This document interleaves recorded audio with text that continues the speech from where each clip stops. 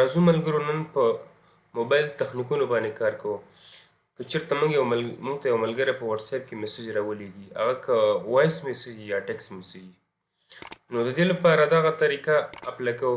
که چېرته ملګری موږ ته ټکس میسج راولېږي، په واتساپ کې سیټینګ دی چې هغه به موږ سیټینګ وکړو هغې دپاره چې موږ د ملګري ټکس میسج وګورو، خو زموږ ملګری پوه نه شي چې دا زما ټکس میسج تا کتلی دی. نو د دې لپاره به تاسو راشئ خپل واتساپ ته. واتساپ کې به راشئ، د پاس 3 نقطې چې دې باندې به کلیک کړئ. هغه نه بعد بیا سیټینګ ته راشئ. سیټینګ نه بعد وروسته راشئ اکاونټ ته. اکاونټ کې به پرایوسي باندې کلیک کړئ. پرایوسي نه بعد به راشئ ریډ ریسیپټ په نامه باندې دغه چې ده که نه، دا به تاسې آف کړئ.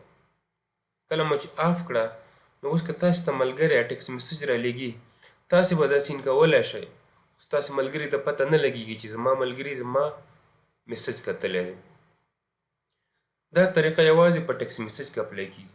که چېرته موږ ته ملګری وایس میسج راولېږي او موږ هغه واورو، خو زموږ ملګري ته پته ونه لګېږي چې زما میسج دې سین کړی دی، نو د دې لپاره به تاسې راشئ پلی سټور ته.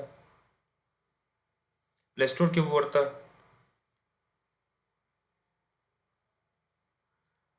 د ټاک فسټر په نامه باندې دغه اپلیکیشن به تاسې ډاونلوډ کړئ. ما آلریډي ډاونلوډ کړی دی. دا به تاسې یو ځل اوپن کړئ. کله مو چې اوپن کړه، نو بیرته به دا تاسې د څخه ووځئ. صحیح ده، یو ځل اوپن کېده.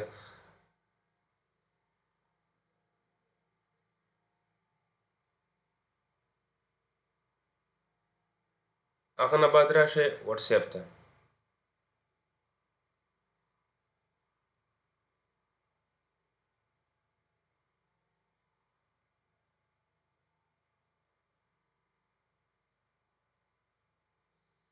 واتساپ به تاسې کلیک کړئ. دا به شما ته د ملګري میسج را لېږلی دی. ګورئ دغه میسج دی، شنه علامه ده. دلته به کلیک کړئ. دا به چې تاسې سلیکټ کړ، را به شي دې شیر ته. دا به شیر کړئ او په ټاک فسټر کې به دا کلیک کړئ. ګورئ میسج ما واورېد، خو زما ملګري ته پته نه لګېږي چې دې میسج کتلی که نه دی کتلی. او دې کې بله خوبي دا ده چې تاسې ډېر غټ میسج په جلدۍ سره تاسې کولی شئ چې دا واورئ. نو اوس که بیرته موږ راشو، میسج موږ وکته، خو علامه چې ده تر اوسه پورې شنه پاتې ده. ملګري ته دا نه معلومېږي چې دا زما میسج کتلی دی. نو دا چې څنګه موږ کولی شو واتساپ کې د یو ملګري میسج وګورو، خو ملګری پوه نه شي چې زما میسج یې کتلی دی.